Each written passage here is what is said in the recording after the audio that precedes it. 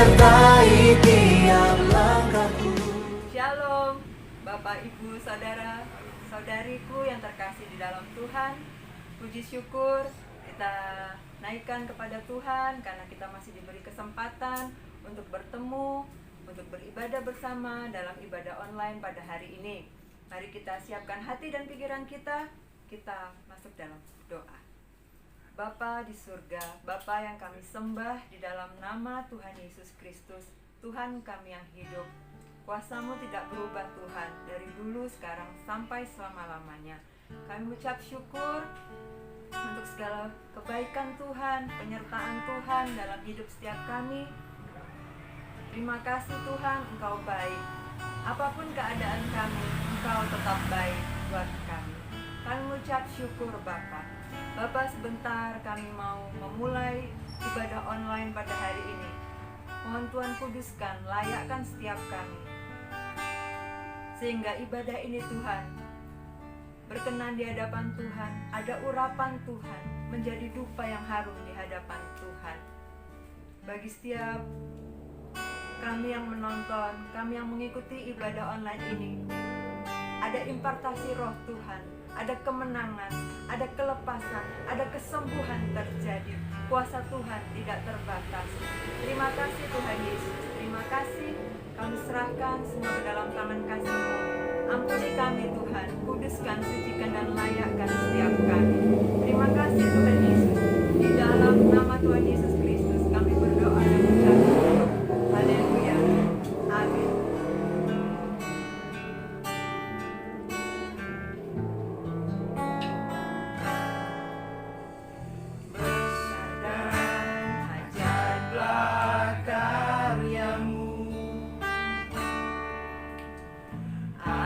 Dan benarlah jalan-Mu,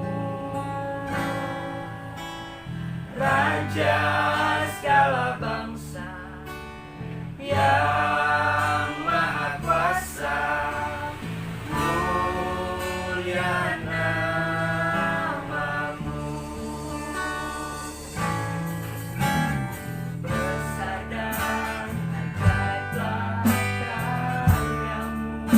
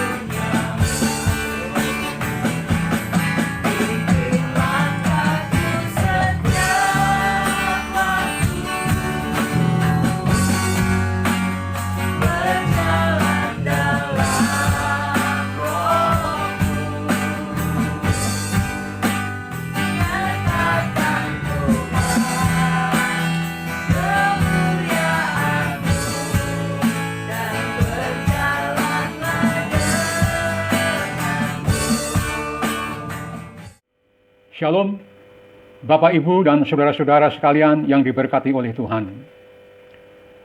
Patut kita mengucap syukur kepada Tuhan oleh limpah berkat-Nya yang besar dalam kehidupan rumah tangga kita masing-masing. Hari ini kita diberi kesempatan untuk tetap beribadah meskipun hanya melalui online. Ada maksud Tuhan yang sangat indah dalam kehidupan gereja Tuhan saat ini, yaitu kita diizinkan untuk kembali seperti ibadah gereja mula-mula, di mana gereja makin hari makin bertambah-tambah dan berkembang dengan pesatnya. Gereja Tuhan pada mula-mula mereka beribadah setiap hari di rumah mereka masing-masing sambil memecahkan roti. Dan kita semua yang hidup di zaman akhir ini, kita diizinkan untuk melalui ibadah online di rumah kita masing-masing, membuat gereja kita bukan semakin hari semakin susut, tetapi semakin hari semakin bertumbuh dan berkembang. Puji Tuhan, haleluya. Bapak, Ibu, dan saudara-saudara sekalian, saya akan menyampaikan firman Allah hari ini dari sebuah judul yang kedengarannya sangat dangkal. Tetapi saya percaya bahwa ada maksud yang lebih dalam dari pemberitaan firman Tuhan pada hari ini, yang akan berbicara ke dalam hati saudara kalau saudara mau untuk membukanya. Dan topik saya hari ini ialah bertelanjang kaki sebelum peperangan. Saya ingin minta perhatian kepada Bapak, Ibu, dan saudara-saudara sekalian kepada kitab Yosua pasal yang kelima, di mana ini adalah suatu yang Tuhan minta kepada Yosua di dalam mempersiapkan diri untuk menghadapi peperangan yang paling penting di dalam hidupnya. Musa telah memimpin bangsa Israel selama 40 tahun lamanya, tetapi saat itu Musa sudah tiada. Dan tanggung jawab untuk memimpin bangsa Israel sekarang jatuh kepada pundak Yosua. Dan saat itu Yosua sedang menghadapi satu ujian dari kepemimpinannya, yaitu ia dengan umat-umat Israel akan menyerang kota Yeriko. Nah, dalam peperangan itu adalah peperangan yang paling menonjol dalam seluruh sejarah bangsa Israel. Alkitab mengatakan bahwa saat itu adalah bebarengan dengan saat yang sangat gawat bagi bangsa Israel. Sebab terjadi banyak perubahan-perubahan pada saat itu. Dan saudara-saudara mengerti bahwa hidup ini kadang-kadang berjalan mulus dan semuanya berjalan lancar. Hari lewat hari, minggu lewat minggu, bulan lewat bulan, lalu kemudian tiba-tiba terjadi perubahan. Dan perubahan itu membutuhkan penyesuaian, dan seringkali penyesuaian itu adalah sukar untuk kita lakukan. Nah, ini adalah waktu dalam sejarah Israel di mana terjadi banyak perubahan-perubahan. Dari 40 tahun mereka sendirian di padang gurun, sekarang mereka harus memasuki sebuah negeri yang sudah dihuni oleh bangsa-bangsa lain. Dan mereka tidak mau menyingkir untuk memberikan tempat bagi bangsa Israel. Dan mereka sekarang sedang menghadapi sebuah peperangan yang panjang, yang melelahkan untuk menetap di sebuah tempat di negeri yang Tuhan sudah janjikan kepada mereka. Dan pada waktu yang sama, bangsa Israel mengalami perubahan kepemimpinan. Biasanya mereka mengikuti Musa, nah sekarang mereka harus mengikuti Yosua. Bukan hanya itu, mana roti dari surga baru saja berhenti turun dari langit. Dan selama perjalanan mereka di padang gurun, mereka sudah terbiasa dengan penyediaan Allah secara mujizat. Dan sekarang mereka harus mengeterapkan suatu sistem yang sama sekali baru untuk makanan mereka. Mereka harus bergantung pada hukum menanam dan menuai. Nah, semua perubahan-perubahan ini membutuhkan penyesuaian yang tidak kecil. Dan saya yakin bahwa Yosua sedang dalam keadaan gelisah. Dia belum pernah memimpin suatu bala tentara sebelumnya. Ia sedang menghadapi krisis yang sangat berat. Bapak, Ibu, dan saudara-saudara sekalian, Yosua berusaha untuk menerapkan dirinya dengan sebaik-baiknya. Dan instruksi Allah yang diberikan kepadanya adalah untuk menanggalkan sepatunya. Persiapan untuk peperangan macam apa itu? Aneh, bukan? Mari kita baca ayatnya yang terdapat di dalam kitab Yosua pasal yang kelima ayat 13 sampai dengan yang ke-15. Demikianlah bunyi firman Tuhan. Yosua pasal yang kelima ayat 13 sampai dengan ke-15. Ketika Yosua dekat Yeriko, ia melayangkan pandangnya. Dilihatnya seorang laki-laki berdiri di depannya dengan pedang terhunus di tangannya. Yosua mendekatinya dan bertanya kepadanya, "Kawankah engkau atau lawan?" Jawabnya, "Bukan, tetapi akulah panglima bala tentara Tuhan. Sekarang aku datang." Lalu sujudlah Yosua dengan mukanya ke tanah, menyembah dan berkata kepadanya, "Apakah yang akan dikatakan tuanku kepada hambanya ini?" Dan panglima bala tentara Tuhan itu berkata kepada Yosua, "Tanggalkanlah kasutmu dari kakimu, sebab tempat engkau berdiri itu kudus." Dan Yosua berbuat demikian. Bapak, Ibu, dan saudara-saudara sekalian, kalau kita membaca ayat-ayat ini, maka ini adalah suatu instruksi yang aneh dari Tuhan. Yosua sedang mempersiapkan diri sebaik-baiknya untuk menghadapi peristiwa yang penting dalam hidupnya. Dan kemudian ia bertanya kepada Tuhan, "Apa yang harus kuperbuat untuk mempersiapkannya?" Dan Tuhan berkata, "Tanggalkanlah kasutmu, tanggalkanlah sepatumu." Nah, apakah ini tidak aneh menurut saudara-saudara? Kalau menurut saya, itu memang aneh. Sebab menanggalkan sepatu bukanlah yang saya pikirkan untuk mempersiapkan peperangan yang besar. Kalau begitu, apa arti daripada perintah ini? Mengapa Tuhan meminta ini? Nah, sebelum menjawab pertanyaan-pertanyaan ini, saya ingin menunjukkan kepada saudara-saudara dua ayat lain di Alkitab, di mana ada orang dalam situasi yang krisis juga diminta untuk menanggalkan hal yang sama. Jadi, Yosua tidak sendiri dalam menerima instruksi yang aneh dari Tuhan ini. Itu juga terjadi pada Musa di dalam kitab Keluaran pasal yang ketiga ayat yang kelima. Musa sudah memelihara domba selama 40 tahun di padang gurun. Dan memelihara domba bukan suatu tugas yang menuntut banyak keahlian. Maksud saya begini, saudara-saudara. Tidak perlu mempunyai pendidikan yang tinggi untuk memelihara domba. Memelihara domba adalah suatu pekerjaan yang tergolong santai dan tentram. Dan sekarang Allah memberi Musa suatu tugas yang berat, yaitu memimpin kurang lebih 1,5 juta bangsa Israel untuk keluar dari Mesir menuju tanah perjanjian. Pada waktu Allah memanggil Musa dari semak duri, dari semak belukar yang menyala-nyala, tahukah saudara apa instruksi Allah yang pertama-tama harus dilakukan oleh Musa? Yaitu menanggalkan sepatunya, menanggalkan kasutnya. Aneh, bukan?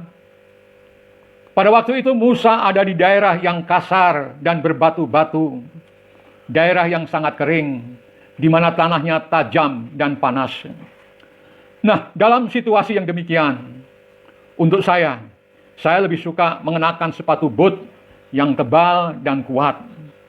Tetapi Tuhan malah berkata kepada Musa, "Tanggalkanlah kasutmu." Aneh. Juga ini dilakukan kepada Yesaya. Saudara-saudara, saudara bisa dapatkan di ayat pembukaan dari Yesaya pasal yang ke-20, ayat yang kedua. Kita baca Yesaya pasal yang ke-20, ayat yang kedua. Pada waktu itu berfirmanlah Tuhan melalui Yesaya bin Amos, firman-Nya, "Pergilah dan bukalah kain kabung dari pinggangmu, dan tanggalkanlah kasut dari kakimu." Lalu ia pun berbuat demikian. Maka berjalanlah ia telanjang dan tidak berkasut. Dan kemudian dikatakan dalam ayat berikutnya, yaitu ayat yang ketiga, bahwa Yesaya harus melakukan itu selama 3 tahun. Kasihan sekali Yesaya ini. Yesaya yang malang ini bukan harus melepaskan sepatunya, tetapi juga telanjang. Bagaimana saudara bisa menjadi seorang nabi yang ternama kalau pergi kemana-mana dengan telanjang? Nah, mengapa Tuhan menyuruh hal seperti itu kepada Yesaya? Suatu yang aneh. Secara kebetulan, menarik sekali untuk kita ketahui bahwa panggilan kepada Musa terjadi pada waktu ia sudah melampaui 2/3 dari hidupnya. Ia berusia 80 tahun. Dan ini juga terjadi pada Yosua juga, kira-kira pada 2/3 dari umurnya. Dan kita tidak tahu bagaimana dengan Yesaya. Kita hanya tahu bahwa itu terjadi pada 1/3 dari bukunya. Dan hal yang menarik bagi kita, saudara-saudara, ketiga orang ini ialah ada perkara besar yang terjadi setelah pengalaman itu. Menanggalkan kasut adalah suatu persiapan untuk menghadapi perkara-perkara yang lebih besar. Saya ingin katakan kepada saudara-saudara hari ini, bahwa Allah juga mempunyai perkara yang lebih besar dalam hidup saudara. Kalau saudara bersedia untuk juga menanggalkan kasut saudara, atau menanggalkan sepatu saudara. Apa artinya ini, saudara-saudara? Bagi saudara dan saya, bagi kita semua, menanggalkan sepatu biasanya mempunyai arti bersantai, relax. Secara normal, kita melepaskan sepatu untuk beristirahat, untuk bersantai. Kalau saudara pulang kerja atau pulang dari bepergian, banyak dari kita, bahkan kita meninggalkan sepatu kita di luar pintu. Bukan karena saudara ingin supaya rumah saudara bersih, sebab sepatu saudara juga tidak sekotor itu. Tetapi lebih mempunyai arti bahwa sekarang saya sudah ada di rumah. Saya sekarang bisa bersantai, bisa relaks. Tetapi saudara lihat dalam Alkitab, tidak satu pun dari ayat-ayat tadi menunjukkan bahwa itu berarti santai. Tidak. Ada arti yang jauh lebih daripada itu. Mari kita mulai sejak awal menerima pengertian bahwa melepaskan kasut dalam Alkitab bukan berarti saat bersantai. Salah satu dari orang-orang ini sedang akan menghadapi satu krisis yang besar. Dan saudara pasti tahu bahwa tidak ada orang yang sedang menghadapi krisis yang besar dengan bersantai. Tidak ada. Dan saya ingin memberi saudara arti Alkitabiah tentang melepaskan sepatu atau melepaskan kasut. Yang pertama, saudara-saudara, arti daripada instruksi Tuhan untuk kita melepaskan kasut itu adalah, yang pertama adalah kepekaan. Allah bisa memakai saudara-saudara untuk perkara-perkara yang besar hanya kalau saudara-saudara bersedia untuk menjadi peka. Dan sepatu adalah simbol dari perlindungan yang ada di sekitar kita untuk menjaga agar kita tidak terluka. Kasut atau sepatu menjaga kita dari kekerasan, dari ketajaman, dan dari kekotoran hidup sehari-hari. Tetapi kalau Tuhan akan memakai kita, maka syarat yang pertama ialah lepaskan sepatumu, lepaskan kasutmu. Bersedia untuk melepaskan, meskipun itu sakit. Tuhan menginginkan orang-orang yang bersedia untuk merasa, sebab melalui kepekaan itulah kasih dapat bekerja. Dan saya yakin Musa tidak senang di mana ia harus melepaskan kasut, sebab tanahnya kasar dan tajam. Tetapi Tuhan tidak menginginkan orang-orang termasuk Musa terisolasi dari hal-hal yang kurang menyenangkan. Yang Tuhan inginkan adalah orang-orang yang bersedia untuk merasa, mempunyai perasaan, sebab melalui kepekaan itulah kasih dapat bekerja. Saya bisa mencatat ini, saudara-saudara. Perhatikan, saudara-saudara, bahwa orang yang paling bisa menyakiti saudara adalah orang yang paling saudara cintai. Sekali lagi saya katakan, orang yang paling bisa menyakiti saudara adalah orang yang paling saudara cintai. Kasih tidak bisa dilakukan dengan cara-cara yang renggang. Kasih tidak bisa dilakukan dengan break sebentar. Kasih akan membongkar semua penyekat-penyekat. Dan itulah yang terjadi dengan kasih Allah, dengan mengirimkan Yesus Kristus anaknya yang tunggal. Membiarkan diri masuk ke dalam tangan manusia yang menyalahgunakan dia. Dan Allah tidak berusaha untuk mencegahnya, sebab kasih mempunyai resiko yang seperti ini. Jadi, apa arti dari kepekaan ini? Dalam hal apa kita harus peka? Kita harus berhati-hati. Jangan kita mengisolasi diri. Jangan kita hidup sendiri. Lalu kemudian kita tidak tahu terhadap kebutuhan dari dunia dan perhatian kita kepada sekeliling kita, sehingga kita tidak merasakannya. Saya pernah mendengar suatu cerita dari seseorang yang mempunyai kebiasaan lupa akan hari ulang tahun istrinya. Jadi sang suami ini ketika hari ulang tahun istrinya, dia selalu lupa untuk mengucapkan dan memberikan sedikit hadiah ataupun sebagainya. Lalu dia mempunyai pikiran, mempunyai akal. Dia akan memberikan selusin bunga mawar yang indah setiap hari ulang tahun istrinya. Lalu dia pergi ke toko bunga kenalannya, dan dia minta supaya kenalannya itu mencatat untuk setiap tanggal sekian dia harus mengirimkan selusin bunga mawar merah yang indah kepada istrinya. Dengan demikian maka dia terbebas dari lupa untuk mengucapkan ulang tahun kepada istrinya. Dan saudara-saudara, dia hanya memecahkan persoalan sementara saja sampai istrinya tahu tentang pengaturan itu. Dan istri ini menjadi kecewa.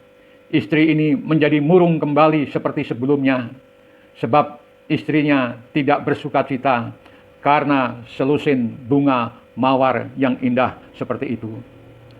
Kalau itu seluruhnya terlepas dari perhatian yang penuh kasih dari suaminya. Yang dia butuhkan adalah perhatian suaminya dalam memberikan sesuatu meskipun itu adalah hal yang tidak berharga. Hati dan pikiran yang membawa bunga mawar itu yang penting bagi dia. Dan saudara-saudara, saudara seringkali mencoba untuk mengerjakan sesuatu pekerjaan kasih dengan cara yang renggang. Maka saudara sudah membuat tidak bermutu lagi. Keterlibatan secara pribadilah yang membuat hidup ini menjadi indah. Pada saat saudara melepaskan diri dan tidak mempunyai keterlibatan pribadi, dan saudara berusaha supaya tidak terlalu dekat dengan dunia di sekeliling saudara, maka saudara telah mengenakan sepatu yang tebal yang akan mengisolasi saudara terhadap penderitaan, tetapi juga mengisolasi saudara terhadap sukacita. Kepekaan adalah arti yang pertama dari melepaskan kasut. Tentu kita tidak terlalu memakainya, sebab batunya tajam dan ada banyak kotoran di sekitarnya. Dan kita tidak bisa benar-benar senang untuk berkaki telanjang melewati dunia di mana kita hidup. Akan tetapi, Bapak, Ibu, dan saudara-saudara sekalian, untuk melayani Tuhan, harus ada kesediaan untuk mengadakan kontak yang erat seperti bertelanjang kaki. Ada satu masa dalam sejarah yang kita sebut abad pertengahan, dan sebagian dari masa itu kita sebut adalah abad kegelapan. Dan saudara tahu mengapa ada abad kegelapan itu? Dan mengapa abad kegelapan itu gelap? Karena mereka yang mempunyai terang telah mengisolasikan diri mereka sendiri. Ada beberapa orang yang kenal firman, ada beberapa yang berdoa setiap hari berjam-jam, tetapi kebanyakan dari mereka adalah para biarawan yang mengunci diri, yang mengisolasi diri dari dunia yang penuh dengan dosa ini, agar mereka dapat mempertahankan diri mereka tetap murni di hadapan Tuhan. Mereka benar-benar memakai sepatu tebal, dan itu bukan kehendak Allah. Ia ingin kita semuanya peka terhadap dunia di sekitar kita. Lalu arti yang kedua dalam menanggalkan kasut, yaitu penyerahan. Penyerahan, itulah arti yang kedua. Sudah menjadi tradisi yang berabad-abad bahwa orang-orang tawanan perang itu diharuskan melepaskan sepatunya sebagai tanda dari penyerahan total kepada para penangkapnya. Dan kita semua mungkin tahu, seseorang tidak akan bisa berlari terlalu jauh tanpa memakai sepatunya. Ia tidak berdaya tanpa sepatunya. Ia sepenuhnya berserah dengan sepatunya. Bahkan ia mungkin direndahkan tanpa sepatunya.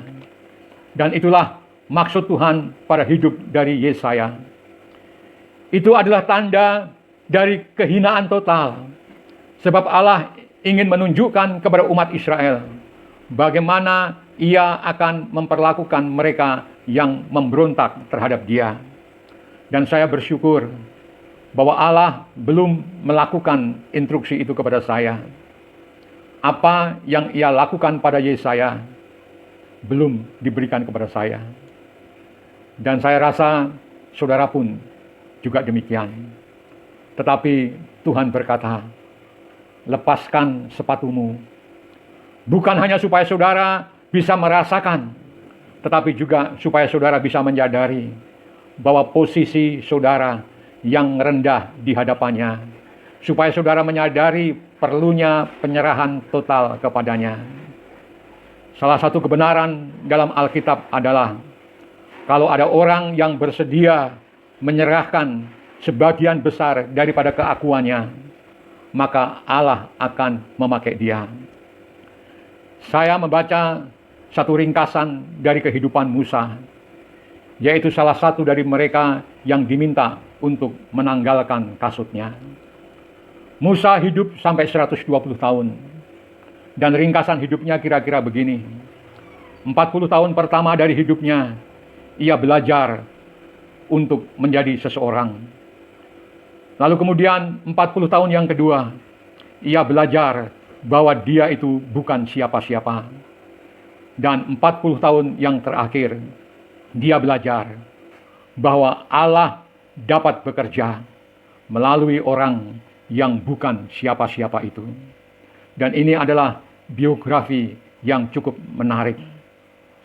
Alangkah sakitnya pada waktu kita mengalami kehinaan. Saya pernah mengalami dan saya bisa merasakan. Tetapi Allah mensyaratkan penyerahan itu kepada kita semua. Jadi ada dua arti dari menanggalkan kasut atau menanggalkan sepatu. Arti yang pertama adalah kepekaan. Apakah saudara bersedia untuk merasa, untuk peka bagi sekeliling saudara? Saya ingat sebuah kisah tentang seorang gadis kecil yang pada suatu hari dia pulang terlambat dari sekolah. Lalu kemudian ibunya bertanya, "Mengapa kamu terlambat pulang?" Lalu anak itu berkata, "Teman saya Susi, bonekanya jatuh dan pecah. Saya mencoba untuk menolong dia." Ibunya berkata lagi, "Bukankah itu tindakan yang bodoh? Kalau boneka Susi pecah, apa yang bisa engkau lakukan untuk menolong dia?" Gadis kecil itu berkata, "Mama, saya menangis dengan dia." Saudara tahu, dunia ini membutuhkan orang-orang seperti gadis kecil ini, mau menangis bersama-sama dengan kesulitan orang lain, mau merasa dengan kebutuhan orang-orang di sekitar kita. Lalu arti yang kedua adalah penyerahan. Kesediaan untuk menyerahkan rencana saudara. Kesediaan untuk menyerahkan ambisi saudara untuk sesuatu yang lebih besar. Dan saya percaya kalau kedua hal ini kita mau melakukannya, maka Tuhan dapat memakai saudara dan saya, kita semua, untuk menjadi alatnya, untuk melakukan perkara-perkara yang lebih besar. Kiranya firman Tuhan pada hari ini menjadi berkat bagi kita semua dan mendorong kita semua agar kita mau melepaskan sepatu kita, yang artinya kita mempunyai kepekaan, ikut merasa kepada keadaan ataupun kebutuhan-kebutuhan orang lain. Dan kita mau menyerahkan diri kita. Kita mau menyerahkan apa yang kita ada untuk secara total kita serahkan kepada Tuhan, sehingga Tuhan dapat memakai kita semua menjadi alatnya. Mari kita tunduk kepala dan kita berdoa. Bapa yang ada di dalam kerajaan surga, kami telah melihat dan mendengar daripada firman-Mu bahwa ide-Mu untuk mempersiapkan kami dalam peperangan, ide-Mu untuk mempersiapkan kami dalam ujian yang ada di depan kami, itu aneh sekali, yaitu melepaskan sepatu kami. Dan hari ini kami masing-masing akan melepaskan sepatu kehidupan kami yang ada di hati kami, supaya kami bisa berserah dan supaya Engkau bisa mengisi diri kami di dalam kehidupan kami. Sama seperti Yesus Kristus mengganti kami di kayu salib untuk membayar hutang dosa kami.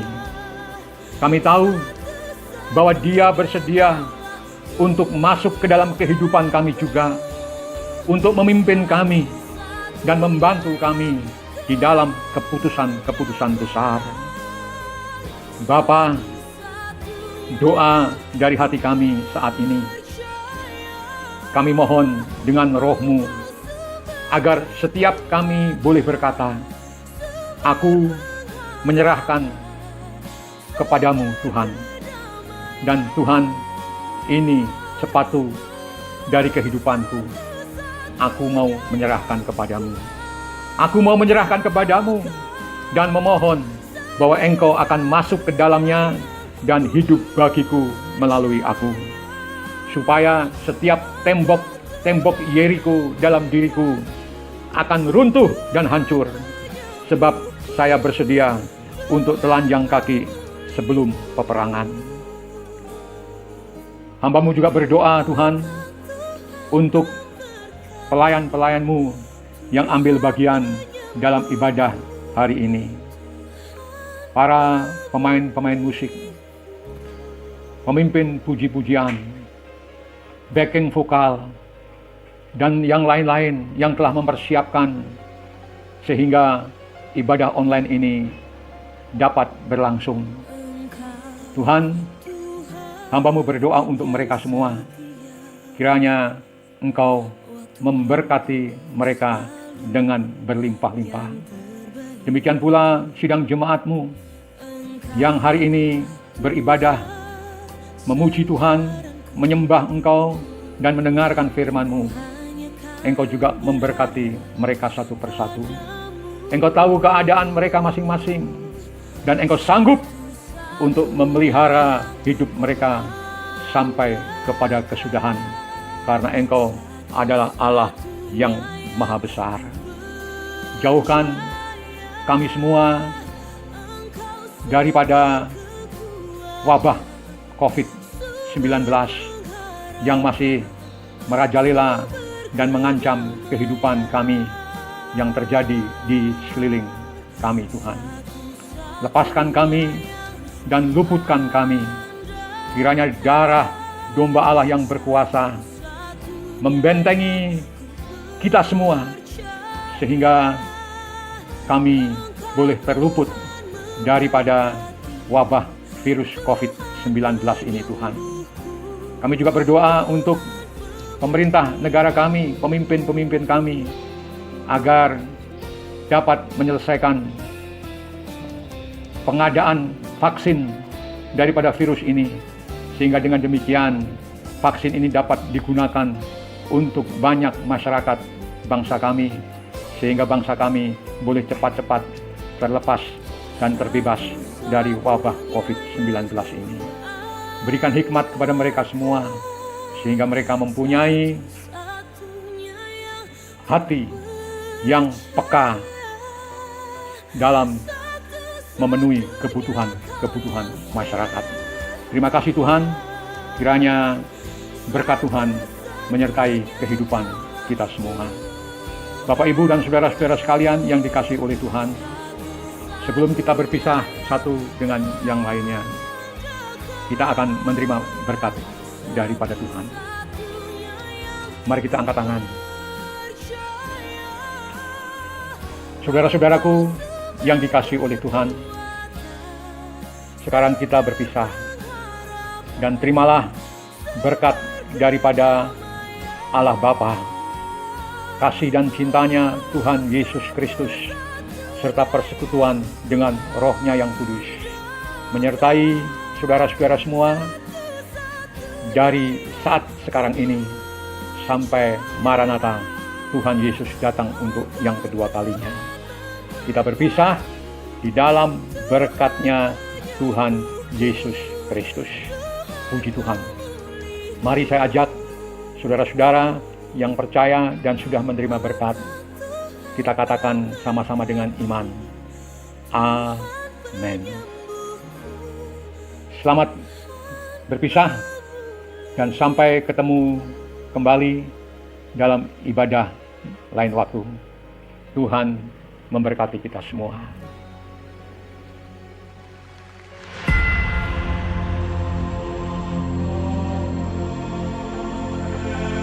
Name above all names, King of kings and Lord of lords.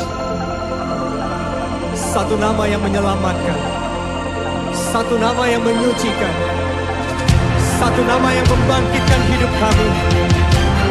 Nama Yesus Kristus Tuhan, Raja segala raja, Tuhan segala Tuhan. Kau layak disembah.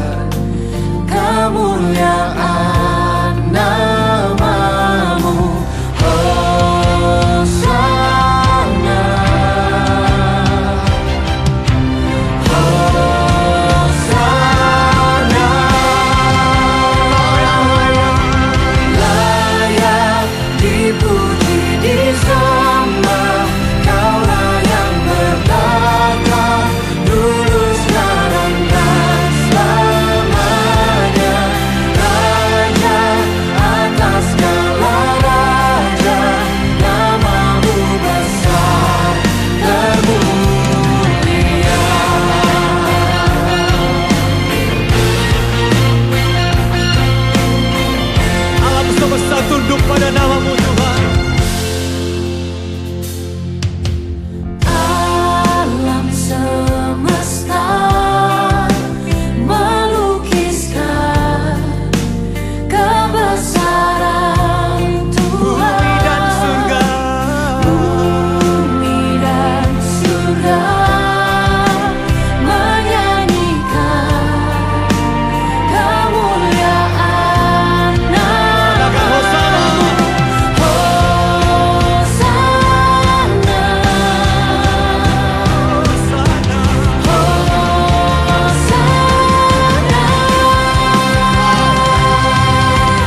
layak dipuji disembah, Kaulah yang berkata dulu sekarang dan selamanya. Raja atas segala raja, namamu besar kemuliaan.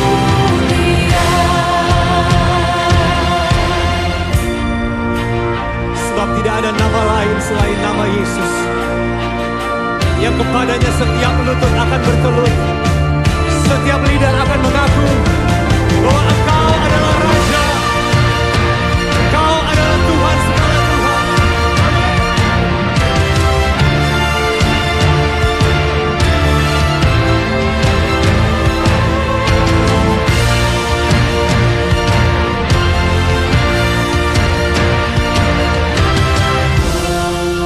Hosana, Hosana,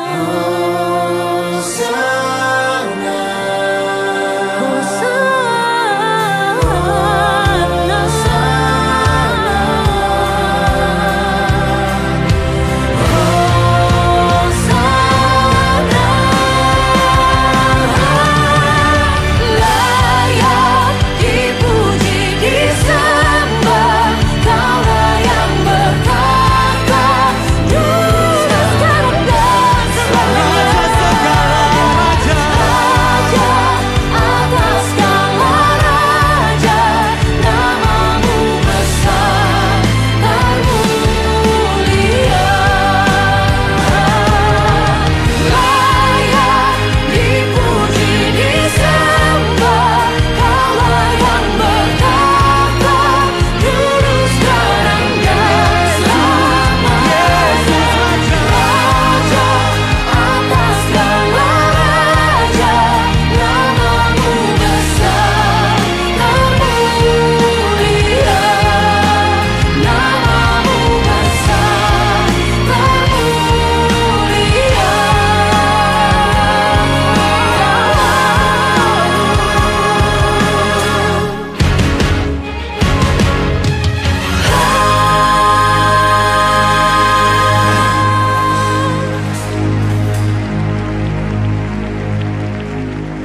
Sekali lagi saudara berikan tepuk tangan yang terdahsyat bagi Tuhan.